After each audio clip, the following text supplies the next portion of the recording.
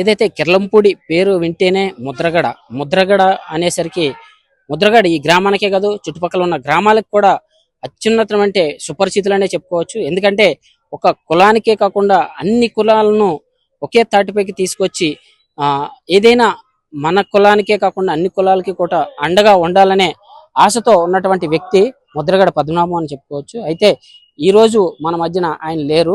నిన్న సాయంత్రం హాస్పిటల్లో చికిత్స పొందుతూ మరణించడం జరిగింది. అయితే ఆయన వీరాభిమాని అయినటువంటి భాస్కర్ మనతో ఉన్నారు. ఒకసారి భాస్కర్తో మాట్లాడదాం.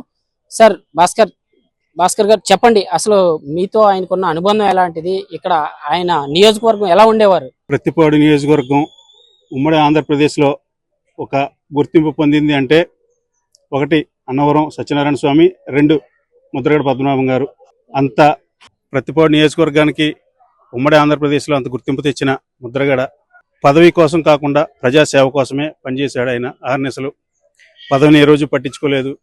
పార్టీలు కానీ పదవులు కానీ ఆయన దగ్గరకు వచ్చి ఆయనకు అవకాశం ఇచ్చే తప్ప ఆయన ఏ రోజు ఏ పార్టీ ఆఫీస్కి వెళ్ళి నాకు పదవి కావాలని కానీ అభ్యర్థిత్వం కావాలని కానీ ఆ రోజు నుంచి ఈ రోజు 50 సంవత్సరాల రాజకీయాల అనుభవంలో ఆయన ఎప్పుడు ఆ పార్టీ ఆఫీస్ మెట్లెక్కలేదు.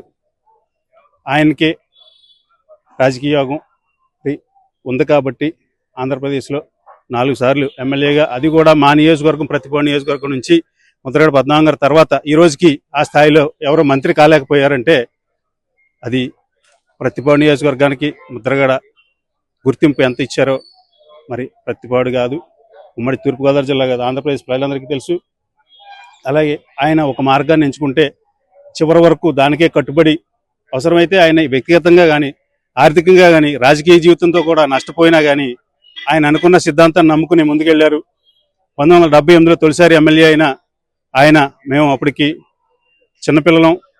అలాగే 93లో కిర్లంపూడిలో ఒక భారీ మీటింగ్ పెట్టి కోట్ల భాస్కర్ రెడ్డి గారిని తీసుకొచ్చి జీవో నెంబర్ 30 ఇచ్చారు, కాపుల రిజర్వేషన్ కల్పించే జీవో ఇచ్చారని చెప్పి ఒక భారీ సభ పెట్టి అసలు ఒక సీఎం మీటింగ్కి సీఎం సన్మానం ఎలా ఉంటుంది అనే విషయాన్ని ఆ రోజుల్లో ఆయన చూపించారు. అలాగే ఆయన ఏ కార్యక్రమం చేపట్టినా చాలా భారీ, అలాగే తుని కాపు ఐక్య గర్జన, అలాగే రావులపాలెం సభ, సైకిల్ యాత్ర, ఎన్నో ఆమరణ ఉత్తరకంచి ఘటనపై దీక్ష, ఆయన ఏ ఉద్యమం చేసినా ప్రజాసేవ పరమావధిగా పనిచేశారు. కానీ ఎప్పుడు స్వార్థానికి కానీ ఆయన పదవులు కానీ పాకులాడలేదు.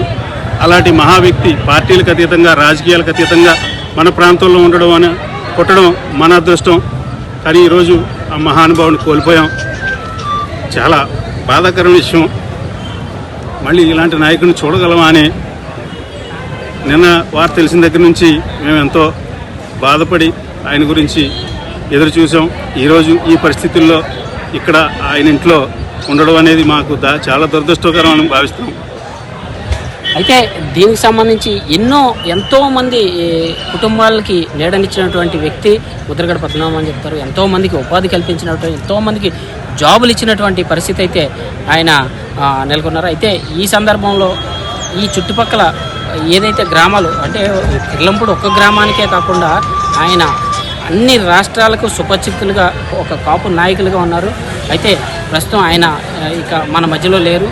ఆయన అభిమానులు ఎవరైనా చూశారు కదా, ఇప్పుడు కన్నీటి పర్వంతమైనటువంటి పరిస్థితి ఇప్పుడైతే నెలకొంది.